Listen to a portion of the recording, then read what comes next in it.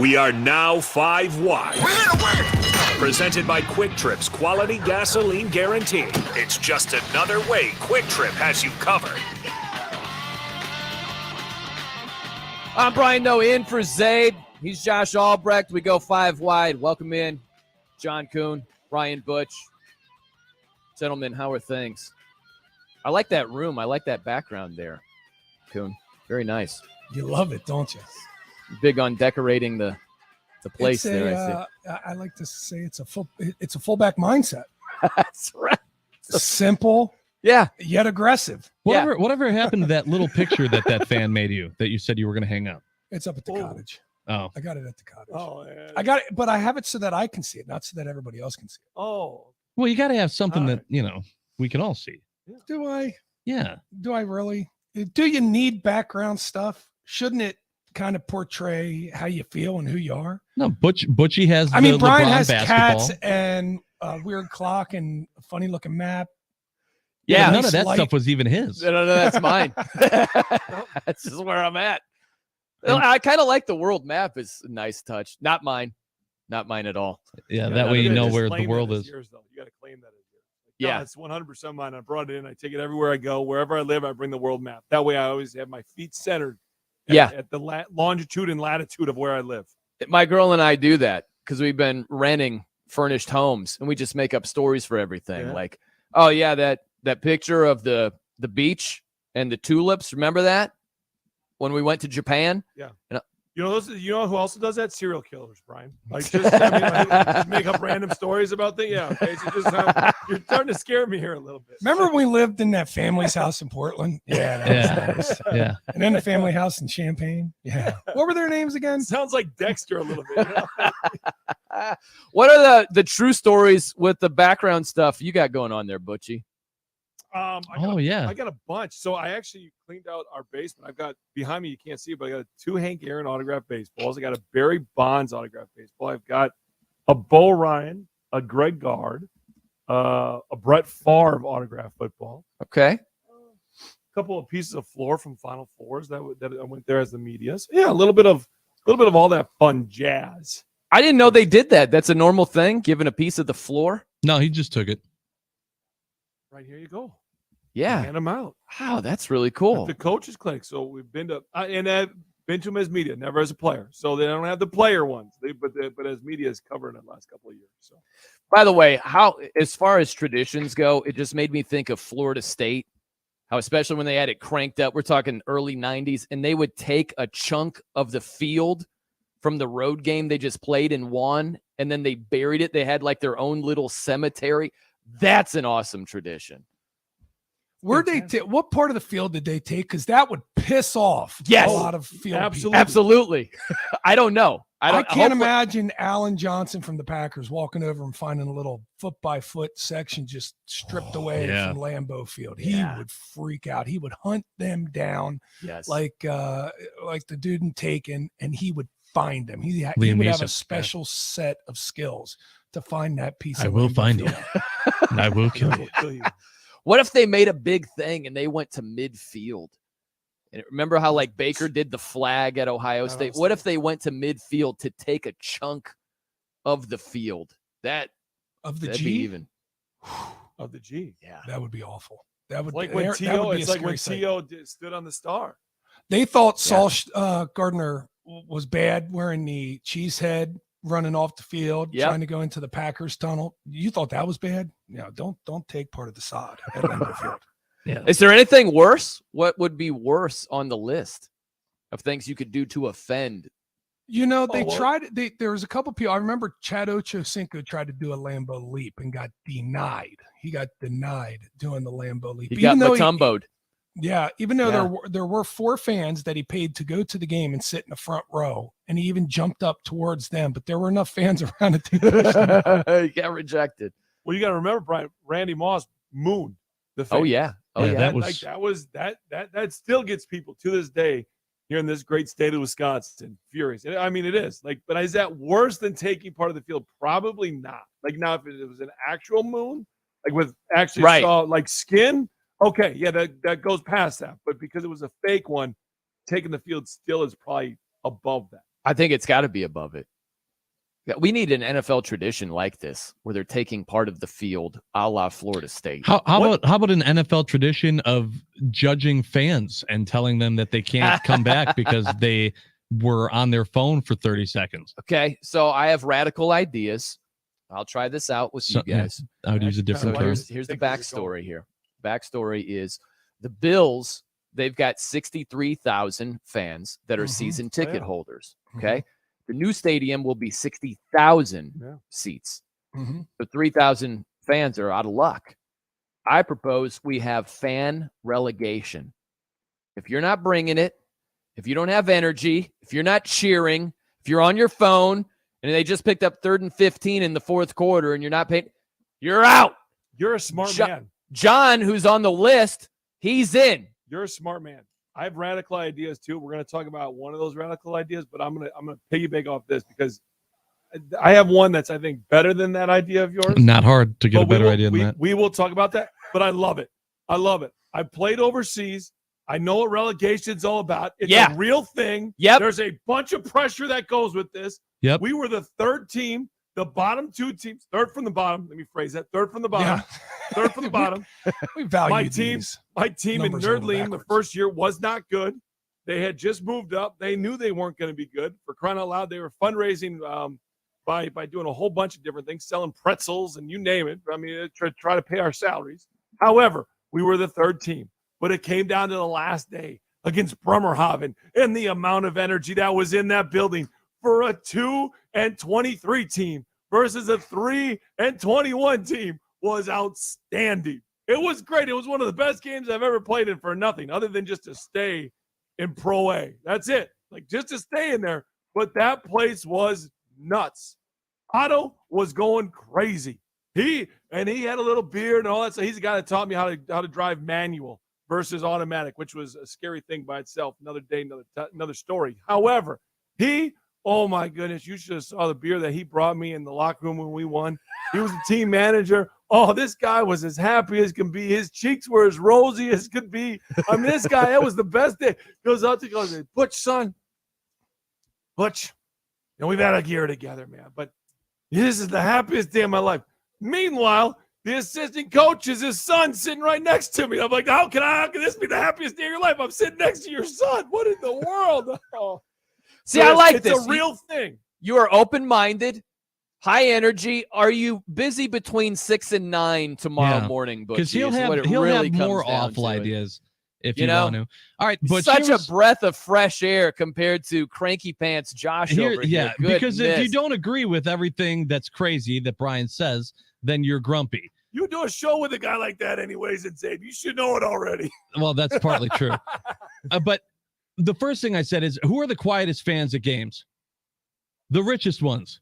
The ones that are sitting down courtside that have all the money. So you're gonna kick out all the fans that are spending the most money so that you can have nothing but nosebleeders in there. Okay, that's a bold move for one. The nosebleeders can afford the tickets. That's number one. We're not giving a discount here. And if they're louder, better. Got a better home atmosphere.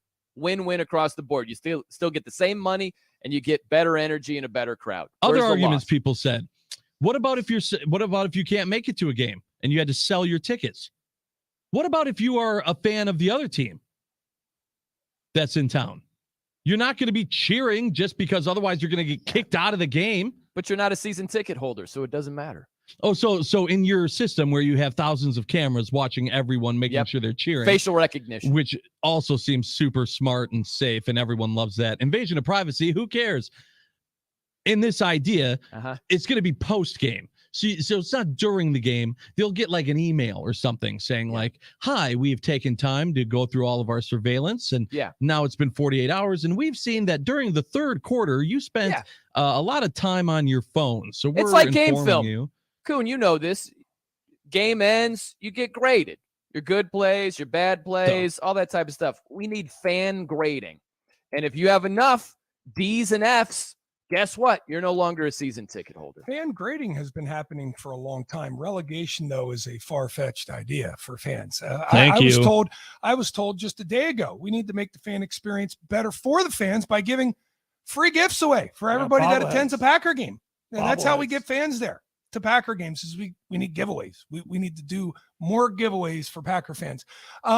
Here's the deal. The big hole in this whole thing that you have is it's the Bills that are going to be relegating 3,000 fans. It's Bills Mafia. Yeah. Who, if you've ever been to a game, stand for the entire game already. There's not a cell phone out unless it's only to take a picture of Josh Allen 4th and goal from the 5-yard line. Right. I mean, these fans are already nuts. They pretty much have forgotten that their lives exist outside of the stadium because they just jumped off of an RV onto a table and sprayed ketchup and mustard all over themselves. These are the best fans in sports. You know what? These are some of the best fans in all of sports, and 3,000 of them are going to be told, you're going to have to wait for a little bit. You're right about that. They are a rabid fan base, but you know what? The threat of potential relegation. Louder fan base. Here's to who? Right. Louder. Right. To who? Hey, Butchie's talking about relegation. Oh, yeah. Let's start talking about some of the atmospheres. You know, there's been a lot of people. Matt LaFleur flaps his arms on every third down in Green Bay to get it louder. Yeah, he does. You know, there could possibly be some relegation here at Lambeau Field. Butchie, Kohl Center. A lot of people talk about those that sit close to this the floor at the Kohl Center.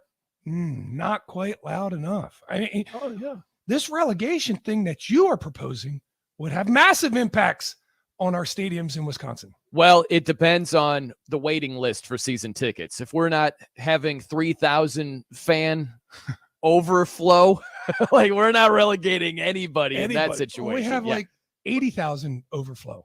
But this is the thing that needs to happen. Is anybody, and I think they can see this. I'm not smart enough to actually know if they can, but I think they can. If you sell your tickets, you should be relegated right away. Ooh. Boom. Like if you're getting rid of all of your tickets for the season to make a profit, see you later, alligator. Yeah. I did bring that up point. I did bring that one. I said that was the furthest I'd go with you on that. Is if they could tell that you're just selling the tickets, you're not even a fan, you're just looking as a money-making opportunity. Absolutely. They should be gone. Totally grounds for relegation right there. So we can, but Josh, can we admit there are legitimate reasons for fan relegation? No. And also, if I'm needing to find right one, there. That is it. Not reasons. Reason. I'll give you one. But even more, this whole idea. Okay, if I'm paying to go to a sporting event or any event, and now you're also telling me what I have to do at the event, or I'm not going to be allowed to be it. You're telling me pay to go to work. That's what. If you're telling me I have to go and I have to stand up and I got to, you want it to be paying me to be there. You actually want it to be rowdy. I mean, you're talking about fans selling tickets to make a profit. What do you think the teams are doing? They're selling the tickets to make a profit. How can they do as we say, not as we do? How can they possibly do that? Right. If you really want to make it rowdy, if you really want to make it crazy, you don't pay for tickets. Yeah. It's first come, first serve. We open the doors 3 hours before the game, and the first one that gets in there just sits in the seat. Now that's wild. Gosh, could you imagine it? Yeah, hey, but that's great. You got to make a buck. 20 hours. You got to make a buck. You got to make a buck, Coon. You got to make a buck. You got to make a buck. Here. What kind of business proposal is this? You're talking about it's free. You lost me. You're all about making money. You're all about making money. I thought you're all about the experience. If it's about you lost me at free when it comes to the franchise. Shove as many people in as you can. Let them squish side by side, and don't even have seats. Standing room only for the whole place, all the way down to the field level. Standing room only, no seats, first come, first serve, nobody's paying. That would be an experience. Or you can charge them and just not have them have the assigned seats and have them rush in. We saw it firsthand, or at least I saw it firsthand with the Ryder Cup. Now, people broke ankles. There was injuries that were happening. A couple of people lost their sternum. Whatever. Yes. But the run to get the seats for the Ryder Cup at Whistling Straits, that was something to see. I could be on board with that, but you still have to pay. Like they did this at San Diego State in the college basketball Final Four, where they were at San Diego State just to go into the arena to watch on the Jumbotron. And they're like, we've got enough fans, no more fans. They're coming over the gates. They're pushing their way in. It's chaos. I don't hate it for 1 week, Coon, but we can't do the whole season there. You want the experience? That would give you the experience. But how is 80-year-old Ronnie, who's been to every single Green Bay he's game out since the Ice Bowl? You don't care about Ronnie because Ronnie doesn't stand up anyways. He just kind of golf claps in between plays. No, he's not getting the loud. One that's been there since the Ice Bowl, has the actual ticket for the Ice Bowl, has the footage of the Ice Bowl, even though everyone says they've been to the Ice Bowl. Ronnie actually was. He's got those big leather mitts on. Yep. When it's cold. Now, he's not hooting and hollering, but he's got that big 80-year-old clap with those big old mitts. No, we need hoot and hollers. No, not necessarily. I need engagement. You got to be paying attention, and I need you to show passion. Now, that could be a wide array of things. You could be loud guy. You could be foam finger guy. You could be clapping guy, whatever. But you got to show passion, and you got to be engaged. That's all I'm asking for here. And there are repercussions if you're not showing those things. That's what I propose. Fan relegation. I love it. I hate it. Love it. Don't make me pay for something and then tell me what I have to do when I'm there. You know how they do the NBA crossover sometimes, where like the NBA commentator will do the college basketball game, the college guy does the NBA game. How about we have, like the Zabe/9 to noon crossover? Butchie, you and me, Brian and Brian tomorrow, Josh and John. That'd be it great. Almost sounds. That'd be great. Butch, get here at like 5. If you want to get here, I can send you like a paragraph on how to run the board. Buttons you'll be fine. It'll sound great. John, I'll see you at 9. Herman already put out all the notes for Red Hot last week. If he can run the board, Butch, you should be able to, right? John, I'll see you at 9. This is great. I get to sleep in. It's the best idea you've had today, Brian. It only took me almost 3.5 hours. You finally like one of my ideas. You mean 2.5 days? Yeah, right. Let's go back further. All right, fellas, 9 to noon. Hope you have a magnificent show. We'll catch you tomorrow for sure. Are we? Are we going to catch him? I think so. I'm going to leave you with this. Do you know that John Lennon's hero was Elvis Presley? I mean, there's a reason the Beatles are awesome. It's your fault. Oh, my gosh. gosh. I'm just sorry. The Beatles, favorite person, Elvis. John, the fact that you don't like the Beatles, shame on you. If you like tired, boring choruses like "We all live in a yellow submarine," hold on. If you haven't heard it, Yellow Submarine. If that's your jam, okay, all right. I got better standards than that. Well, I don't. That's for sure. All right, tune in tomorrow, Brian and Brian, 6 a.m. show. Yeah, it'd be great. And when you don't hear that tomorrow, because no one will be producing it. 9 to noon coming up. Keep it locked right here on The Game.